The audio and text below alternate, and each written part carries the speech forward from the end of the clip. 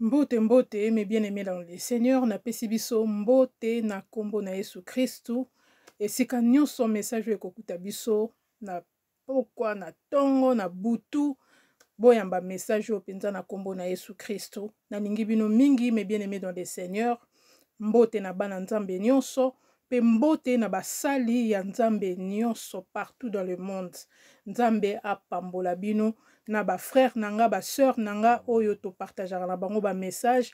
Nzambe apambola bino amona bino esika nyonso tu bozali asible bino amona ba problème na bino apambola bino penza. Na ye na ba message oyo na prometaki bino bien-aimés dans le Seigneur na yebisi bino ke nzambe alakisaki ngai apesa nga message moko tellement important penza pona bomoi na biso ya suka ya makambu nini o nzambe azo salela biso makambu nini o nzambe ayebisi biso tosala. En fait, mes bien-aimés dans le Seigneur nalingi tozala attentif na message oyo. Soki tokoki ko sosolango te kota penza mabondeli to luka ndeko moko to luka peut-être si ko sambelaka pasteur moko prophète peu importe mosali ya nzambe moko to mwana nzambe moko oyo azali po ba don spirituel ezakaka na basali ya nzambe te. Biso nyonso bana na nzambe toza basali ya nzambe. Nzambe apesaka ba don na ye à qui il veut, il fait grâce à qui il veut. Luka discernement ya message oyo eza très important. Bandeko nanga na beti sete na message oyo po na yebi makambu nzambe alakisi ngai na moni na misu na ngai makambu nzambe alakisi nga pe oyo alobi eza très important po na venir na biso tokomi na suka. Bolanda message oyo très bien eza po na bomoi na biso, c'est pour nos vies. Eza vraiment important. Donc yango message na ye nango message ya direction. Nzambe apesi biso direction. Apesi ngai direction na memela bana na ye na ngai moko. Puisque Dieu m'a parlé à moi. Molimo nzambe alobeli ngai. C'est lui qui révèle toutes choses. Apesi nga direction. A expliquer nga yango nazo expliquer bino ndenge ni nzamba la ayebiseli nga makambo ayebisi nga po bino pe bozwa direction wana po bososo na makambo ni ezo yela biso.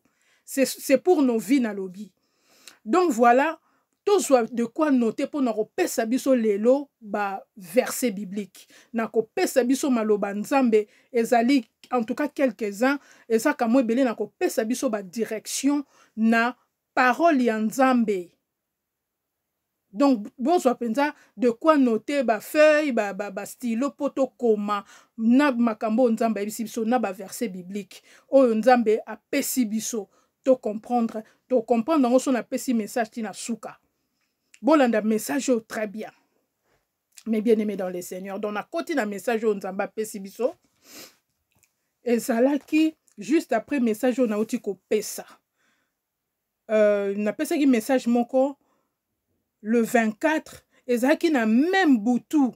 On nzamba pesa yenga message wana alandisela yenga message o. Na soki donc deux messages elandani.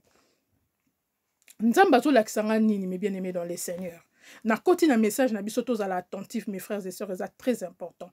Nzamba pesi biso direction, ndenga pesa ki Noé direction. Tant to kota na parole ya nzambe to comprendre que nzamba zo lobela biso ndenga lobela ki Noé. Puisqu'il est en train de faire quelque chose. Nzambe na biso azosala makambu, nzambe alobi nanga clairement que asalaka makambu na kobombana. Il m'a dit ça comme ça. Donc nzambe azolakisa nga nini na ndoto wana. Nzambe azolakisa nga na pongi. Na lali nzambe azolakisa ngai na komaki na kati ya voiture moko boye. Nazaki na voiture moko bo me ba voiture o ezalaka o ekoki ko mema bato ebele saki neti bon neti espace voilà. Voilà le mot qu'il faut. Ezaki neti voiture moko espace. Grand espace. O ememaka bato ebele siko nga na vandaki na sima chauffeur moko azaki ko kumba as conducteur azaki liboso bato mususu bavandaki na sima na pembeni na ye mutu moko azaki puis bato mususu bazalaki wana liboso na bakitu ya liboso nanga. Mbala moko tant tozo kende tongi to bando kende na se retrouver na kati ya voiture wana mini espace wana. Mbala moko chauffeur wazaki liboso akiti donc arrêter moteur ya voiture akiti na voiture ayeti esika nga nazalaki afungoli portière esika nga nazalaki abandi koloba na nga makambo boyoka mais bien aimé dans le Seigneur makambo mutu wana lobi na nga mutu wana azoloba na nga nayebi ete nayebi elongi nete na maîtriser elongi na ete nous comprenons biso batuto surtout soki nzamba utilisaka ona ba message na bandoto ba vision ba songe oko comprendre makambo nazoloba nayebi mutu wana te nayebi te aza nani abandi koloba na nga makambo abandi koloba na ngai liboso alobi na nga abandi ko expliquer ngai abi omoni nde tozokende boye omoni nzela tozokende nga pe nazokayeka na ndimi mpo na omona misu na nge ezomona me nayebi place tookende te na ndoto na ocomprendre te abi na nga omoni nde tookende boye na opesa yo explication yo ozozwa explication abi na nga bongo abi nde tookende boye tokokende ti tokoma na point oyo ntango abi na nga na point oyo namoni lo mobo ebimi oyo alakisa ngai na point ngo eza lokola rond point ezaki lokola rond point sikoyo na rond point ngo eloko esalaki rond point nde toyeba tomonaka nde rond point ezalaka esa neti ebaluki boye sikoyo na kati nango wana ya rond point wana eza lokola neti mwa bouton moko boye neti souris neti ba souris oyo ya ba ordinateur ba souris ya ordinateur ezaki neti bongo ezaki neti souris wana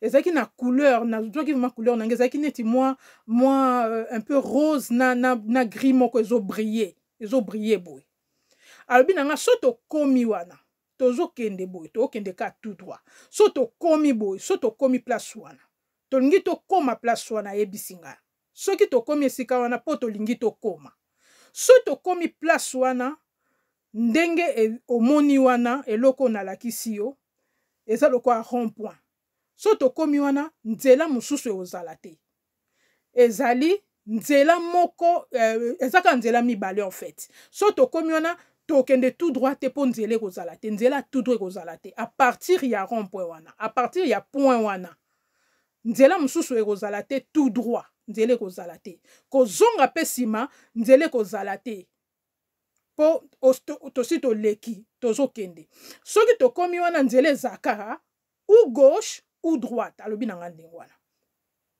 nga mpe navandika na oyoka ye abi na nga wi nzela ozala kaka gauche ou droite mais avant nanu tokoma wana nayebisa yo suite soki tokomi wana tala esika oyo tala esika touti tala tout autour na yo ozomona nini mais bien aimé dans le Seigneur bandi kotala boye nazomona ezalaki lokola voiture mais ezalaki lokola en fait spirituellement eloko azolakisa nge ezalaki mokili en fait eloko naloba yango wana discernement ya point wana eza c'est le monde en fait conduite na voiture nde tozokende c'est le monde qu'il me montrait abi na ngai zwa ntango natali namoni justement ntango natali namoni on dirait bakomi makambo on dirait mutu na mutu akomi likambo moko boye bakomi des écritures que je pouvais pas lire nazokoka kotanga yango bien te mais namoni clairement que on dirait bakomi makambo mais eloko moko eleke nde nini naza lokola na mokili naza na place oyo nazali nde nazalaki eloko ekamusinga na ndoto ndeni bakomi c'est comme s'ils ont écrit dans le vide c'est comme s'ils ont écrit dans l'espace c'est comme si bakomi na kati ya mutuka wana donc nakoki ko saisir yango bien te na ndoto mais na opesa bino discernement wana eza makambo nga namonaki nde nazalaki kokamwa na ndoto sikoyo alobi na ngai omoni makambo nyonso tu oyo bakomi eza batu oyo bazalaki liboso na yo batu oyo balekaki na nzela oyo liboso na yo bango mutu bakomaki makambo oyo bango mutu bakoma makambo oyo bango mutu basala ba témoignage oyo abi na nga bongo bango mutu basala ba témoignage oyo mutu na mutu atikaki témoignage na ye donc mutu na mutu atikaki histoire na ye alobi na nga bongo alobi bakomaki yango na bik oyo. Mais bien aimé dans le Seigneur, abimisi bik moroboy. Place abimisi na ebite, abimisi bik moroboy, apesinga bikango. Sikotanga apesinga bikango, natali bikango boye, eza nango na pointe te. Bomoni pointe ya bik, ya stylo ndenge zalaka, bik eza marque, tobaka bik. Pointe ya stylo ndenge zalaka, eza na pointe te. Mezo koma. Alobi nanga zwa stylo oyo. Koma. Omoni nde tozo kende boye. Yo komaka. Nga na ke na zongi na volant. Mais yo komaka. Yo komaka. Zwa na yo temps. Koma makambu nyonso lingi. Alobi nanga bonga. Koma eloko nyonso lingi ko koma. Donc, ça la témoignage na yo. Koma histoire na yo. Marqué histoire na yo. Alobi nanga ndengwana. Koma makambu nyonso to lingi. Soko si ko koma. Si to koma na point oyo to lingi to koma. Siko na yebisi yo, soki osisi kokoma, so to komi na point wana, na rond point wana, yo, abinanga yo, na olakisa yo nzela oyo folanda. So to komi wana, donc voiture wana, espace wana eko telema. Soki etelemi wana, yo, kita, zwa droite, abinanga bongo. Abinango oyokinga soto komi wana nzela oyo folanda nzela o tata zali o tata telemi azozela yo eza droite abinanga zwa droite pondenge tozo kende boye déjà ozana nzela ya kokende na droite soki ozwi bik okomi yango okomi makambo malamu te, okomi témoignage ya malamu te, so tokomi na kwen wana automatiquement. Donc ça automatiquement nzele ko fungwama. Pona yo okozwa droite. Alobi nanga bon, c'est ce qu'il voulait me dire par là. Kende nazo tambola, ndenge nazo kende makambo nazo koma, tant na koma na point wana automatiquement. Donc ngam na opona te. Na kozwa droite. Alobi nanga zwa droite. Kozwa gauche te. Zwa droite. Direction na pesio yango wana oyoki abinanga bongo nga pe na vandeli nie don na oyoki ka lokwa mwa muki na bine wi na yoki. Mes frères et sœurs, na jubik yango na jubik na mamboko ne na bandi pe kokoma tango na bandi kokoma na yebi pe makam na za kokoma te mbala moko ndoto katani na lamuki na sutuki na tabo na ezaki vision ezaki songe na lamuki na pongi. Et voilà, message ezalaki o nazwaki na songe yango wana o nazwaki na ndoto yango wana. Et l'air na lamuki comme d'habitude son a vu message bongo et j'ai compris déjà que le message était très profond. J'ai compris que c'était un message, c'était une révélation et ezalaki interpellation moko ya makasi o nzamba pesa ki na ngonga wana. Donc j'étais obligé na bondela na méditer na ndoto na pour Saint-Esprit a fungulanga plus.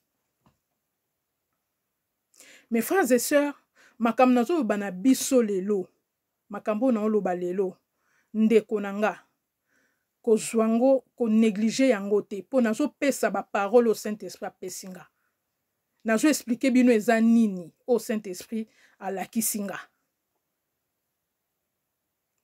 po soki Saint-Esprit alakisinga aponi ngai na ya komema message donc ayebisi pe bana na ebele ezaka na nzela ya mutu o nzambe azwaka posola na bana na ye.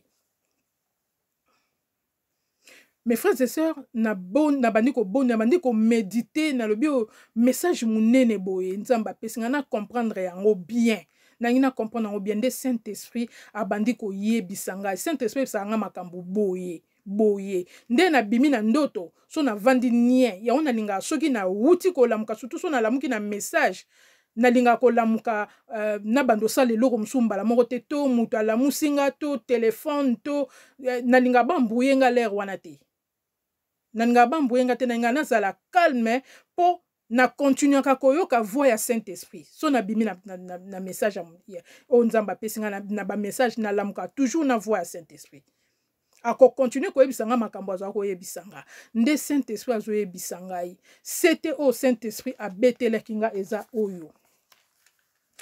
Saint-Esprit abandi koyebisa ngai ozwi direction. Ozwi direction. Ndenge Noé azwaki direction. Ndenge Nzambe apesaka Noé direction. Nayebi te soki me bien aimé dans le Seigneur, nayebi ke toyebi Noé, histoire ya Noé, o Nzamba jijaka mokili à partir ya message o apesaka Noé. Apesaka Noé ba direction, ayebisaki Noé makamuni Noé fois sala. Tam sunde ko yo poza na makambo Nzamba ayebisaki o sala. Oza na responsabilité o Nzamba apesi yo. Ngai nazwa ba responsabilité o yanga o na ko loba ngo te poza ba responsabilité na nga o Nzamba apesa nga. Mais o Nzamba apesi nga, je dis bien ezalaki mutuka espace. Donc il y avait des gens, donc il y a des enfants de Dieu.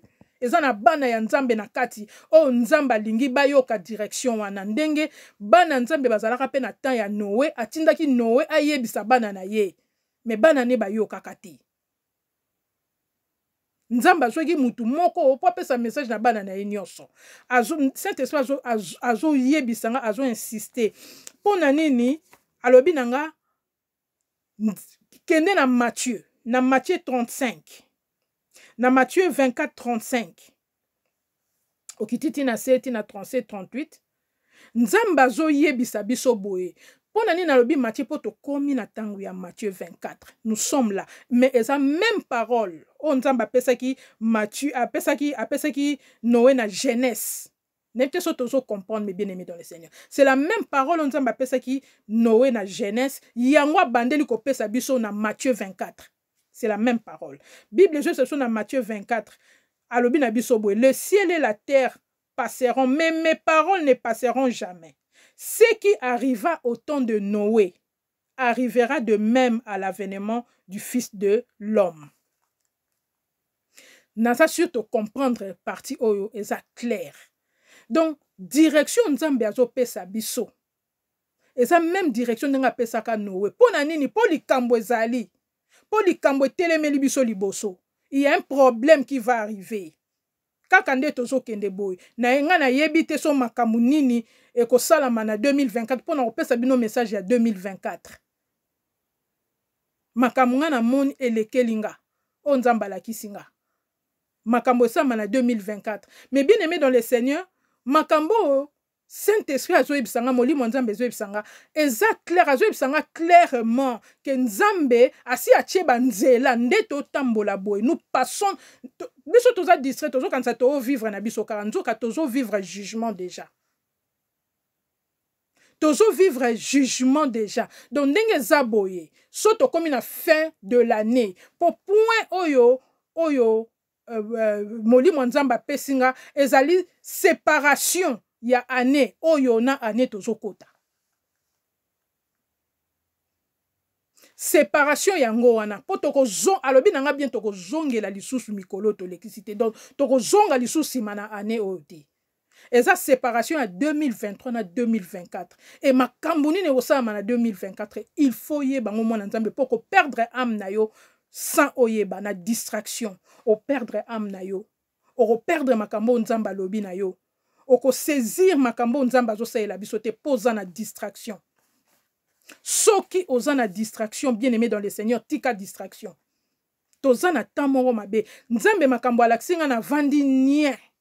Eloko akolobe zate, eloko akodiscuter zate, eza ko pratiquer makambo Nzamba lobi. Alobi nanga bien comme dans le temps de Noé. Yango tozo retrouver na Matthieu 24. Oh ba ebisi biso oh Yesu Christ ozo yebisa ba disciple na ye.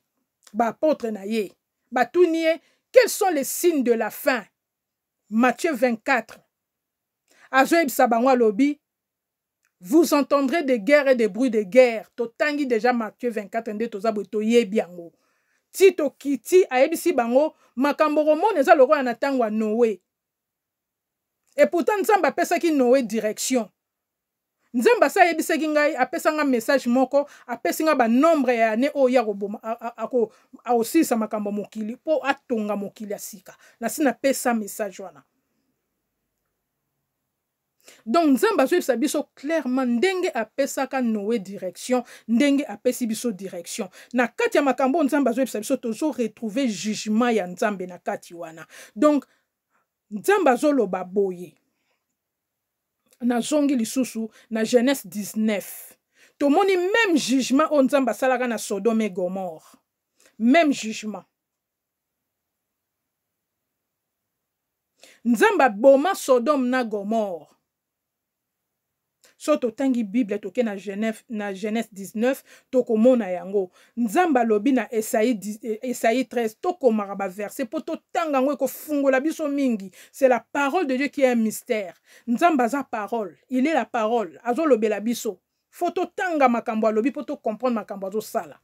Na Esaïe 13 to bandi na 6, to 6 to kititi na se. Voici le jour de l'Éternel arrive, jour cruel, jour de colère et d'ardente fureur, qui détruira la terre en solitude et en exterminera les pécheurs.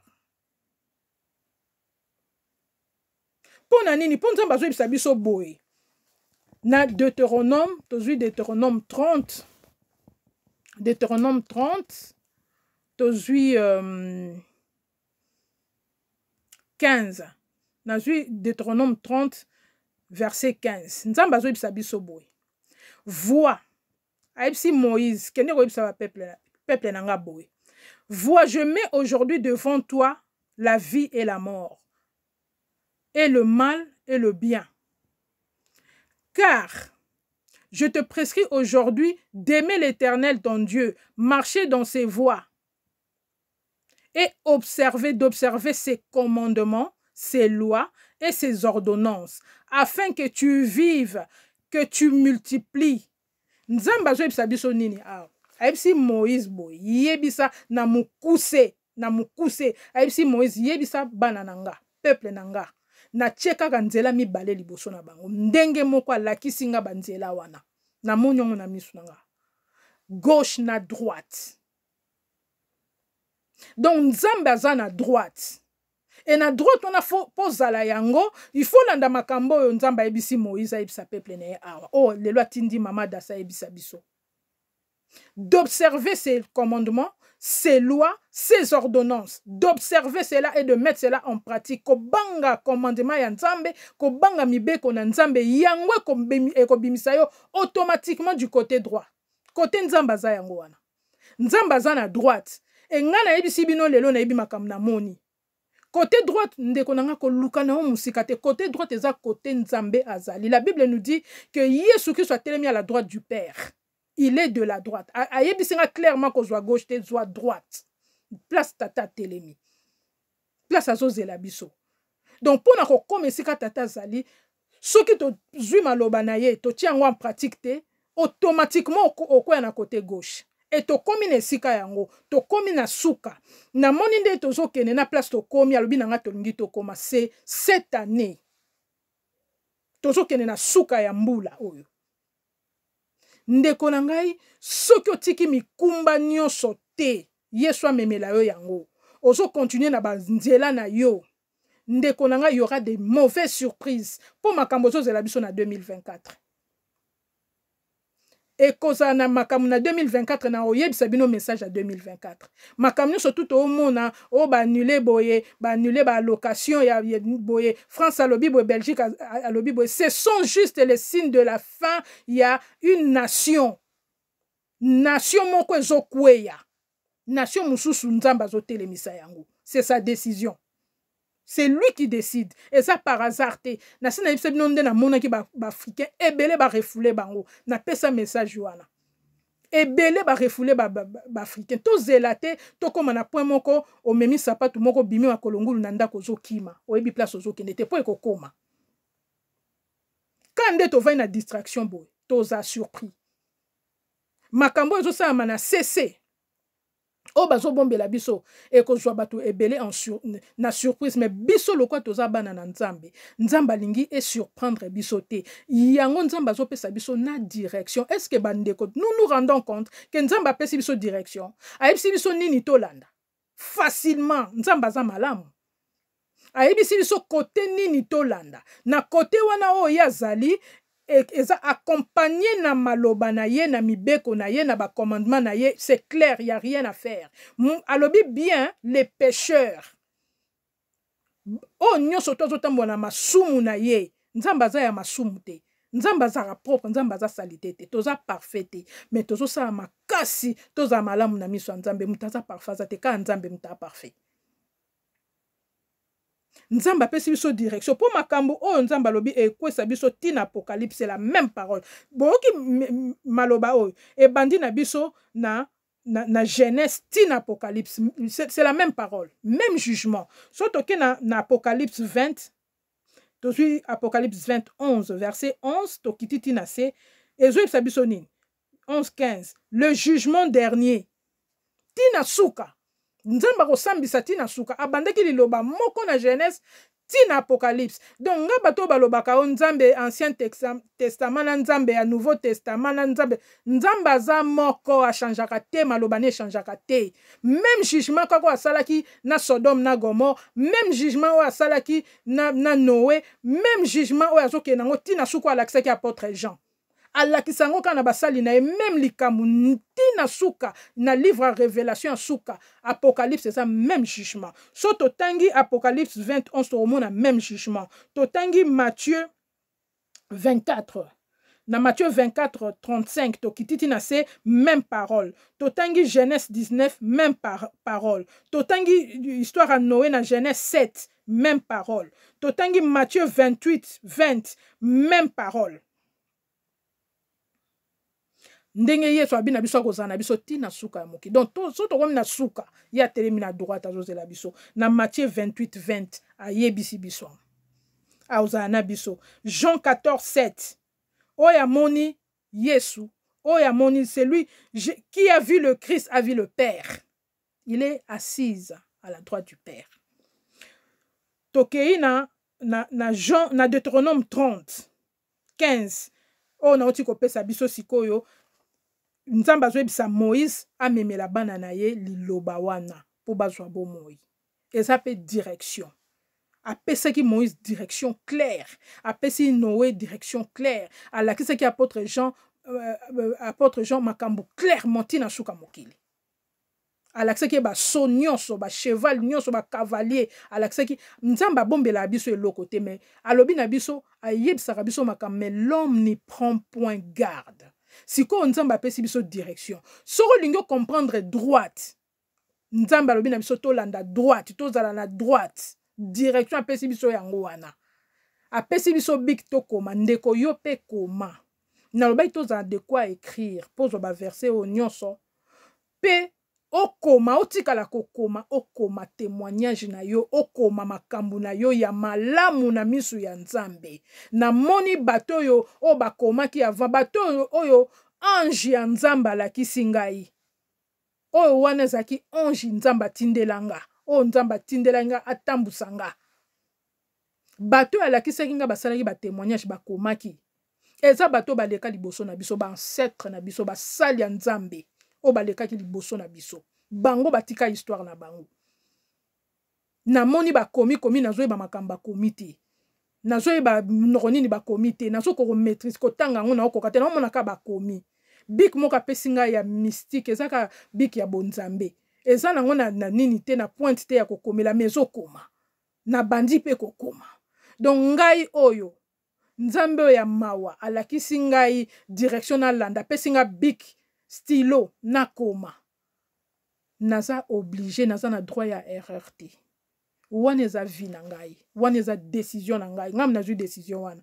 Na lingi na ngai erreur te, na lingi na ngai ko rater te makambo yo nzamba alobelinga, na lingi pe ko rater droite te ngai pe na oke kota droite na osa makasi tito koma na suka ya mbula oyo. Po makambo nga na moni ya 2024 bande ona so na ipsi no makamsu na moni nzamba yaksinga bondima te. Eza grave, eza donc eza même makambo tolobaka te o ba guerre bani eza makambo mususu. Makambo zo ya mususu na moni makambo ya grave. Oyo mutoko yiko ndima te mutoko ko vanda na ngoto kufa yo moko samba simba yo. Na ko epsa bino makambo nzamba yaksinga na 2024. Ebele ko salama na 2024. Tant nzamba ye atindelinga ange na ye mosali na ye ayebisanga direction ni nalanda seke nzamba lingi biso alingi ka ngate alingi biso nyonso po lelo message oyo alobi nanga na komisala mato ya banane nzamba lingi biso asali biso grâce tozwa ba parole ya nzamba oyo nyonso ba verset oyo nyonso totia yango en pratique yango mte esunga biso totia yango en pratique. Vraiment mes bien-aimés dans le Seigneur, j'espère que message oyo ezali clair na pesi biso ba verset ebele na bakiseli biso Jean 14:6 na bakiseli biso 1 Jean 4:2 à 3 na bakiseli biso 1 Jean 4:2 à 3 1 Timothée 2:5 na bakiseli biso Psaume 63 na pesi penza ba parole ya nzambe ebele oh soto koti na kati nous verrons clair. Nous verrons que oui, il y a un jugement. Na keisu wana na opesa bino verset on a na message on a opesa ya makambo esama 2024. O nzamba la tsinga pesinga na verset. Na oyebisa bino ngotango na koya to kota na kati ya parole ya nzambe. Maloba o nzamba loba bandeko nanga alobi bien le ciel et la terre passera mais sa parole ne passera point. Nyonso alobi ekotikala na kokokisama sikoyo ekokisemela biso na ndenga malamu po soki to yoki makambo alobi te ekokisemela biso na ndenga mabe bato oyo bazindaka na mai na tanga Noé ye mtakelaka bango mais ase retena ite po azindisa bango na mai po bayoka ite aza nzamba bolingo mais il juge avec le feu soka bien juger mokila ko juger ngo na moto. Donc voilà mes bien-aimés dans le Seigneur, message na mema ki yango wana. Il y a direction o nzamba pesi biso na komisi message o nzambe na nga na bomo ya moni na longo na likambo na pesi bana na direction bana na nzambe bo partager tindela ndeko no loba makambo se sili nzambe apesi na direction makambo se sili so nzamba komo pesa direction boye c'est qu'il est sur le point de faire quelque chose. Alors, nous sommes déjà partagés. Mais, nzambe loko aza nzambe, azana ba oyo yako ako repêcher na souka, o bako se repentir na souka. Mais c'est pourquoi il est temps. Na comme si message oyo, to kotina en décembre été. Malgré que to komi na fin nzamba uti ko pesa ngango pe kalate mais il fana zo tan ko bondela tan ko pesa ba message apesa kinga liboso na comme si yango je pense que na comme si yango vraiment na temps bana na ye ba yoka yango na bindeko lemsu ndeko moko ko tala message ote tindela yango yoka makambo nzamba lobi Dieu est vivant alaksinga bato ba leka liboso na biso ba Jacob et ba Moïse Abraham alakisinga makambo bakoma Mutuna mutakoma histoire na ye. C'est ce que Dieu voulait me dire. Pour bakenda la droite du Père, ils ont écrit basala ba témoignage ya malamu, batika malamu na mokili. Et lo nzamba zo senga biso yango wana. Po automatiquement tant okoma na suka. Nde tozo koma na suka, okemba la moko na droite. Ndeko sukola maboko na yo longola mikumba nyonso. Ozo kokate. Ozo kokate. Côté lango jeune. Na pesi bino secret moko jeune à 7 jours. Ça dépend de ngo osay la jeune wana jeune eza ba ndenge belé jeune eza ka ate ya biloka olia jeune eza ka ya makambo belé o lingaka offrir ngo na nzambe. Il y a plusieurs façons de jeûner. Au jeûner pour nzamba ko ka peso capacité ya kotika na ne loko ozoko kate po longa ngo etikala na simana yo. Il n'y a plus de chemin de retour ezate. Penzambe asa komi awa bébé livre Apocalypse biso et je vis devant moi na verset na Apocalypse 20 et biso so tozui 12 Apocalypse 20:12 et je vis des livres furent ouverts et un autre livre fut ouvert, c'est lui qui est le livre de la vie où sont inscrits les noms des justes. Les noms des justes sont inscrits. Je vis un autre livre. Apôtre Jean Zoba moni ba livre fungwami et ba komi ba kombo ya batu. Ba kombo ya ba juste na livre de la vie. Donc, il y a aussi un livre de la mort. Sobalobi, livre à vie, Nenge Deutéronome et Ibsibiso, ça veut dire qu'il y a un livre de la vie et un livre de la mort. Un livre de gens qui font le bien et un livre pour les gens qui font le mal. Oh, barokende, na baromona nzambete. Oh, barokende, na gauche automatiquement. Donc, on a projeté, comme on a directement, on a projeté automatiquement à gauche, automatiquement à droite. C'est comme ça que ça va se faire. So nzamba zolo ba miso makam photo to saka. So ko tambo na koto sa nzambe to oké na gauche. Et kombo na yo e ko zala inscrite alobi amoni ba livre fungwami ba komi. Moi je vu le stylo o ba pesinga na koma. Et ba kombo ya bana ya nzambe za inscrit déjà. Nde to za boto si to zui ba direction. Poto komi déjà na suka. Donc le kolatozana bomoi, il y a encore de l'espoir. Le kolatozana nous vivons, c'est que tokoyi ko koma histoire à malam. Le kolatozo pe mayon de kozo talanga, tozana nous na vie, toza vivant. Donc nous pouvons écrire une très belle histoire. Tika mabe ozo sala, repens-toi, frères et sœurs, repentons-nous. Poto kwe ya na gauche, ngana epsi bino bandeko na yo ki yango clairement et je sais que c'est comme ça, c'est la droite. Moko pona yango te otamboli mabe oye oponi okota na droite, non, ça serait automatiquement. Donc e banda ko bwaka biso okebo comme on est bwaki na gauche ou bwaki na droite selon ce que tu as écrit. Comme on ce qui est inscrit automatiquement quoi na gauche. C'est ce que l'Esprit de Dieu m'a dit. L'Esprit m'a dit ainsi dit l'Éternel, na pesi biso direction. Et loko na yaki ko yebisa biso bandeko ça très important makambo eza ya vie et la mort. To tangi ba verset nyo yebisa biso vie et la mort. Tina suka vie et la mort. Tina apocalypse eza likambo vie ya bo moito ya kufa. Eza black day. Ya ona binde ko kabolela ndeko message oyo. So à comprendre te yo comprendre bien ndeko sosolisa e. Expliquer makambo nzamba lobi. Donc voilà mes bien-aimés dans le Seigneur, message na biso comme na suka tika tata zwa lokumu apambola bino soki yeso azongite na kozonga pona kopesa message message oyo il y a 2024. Vraiment nzambe na biso apambola biso mes bien-aimés dans le Seigneur. Au revoir.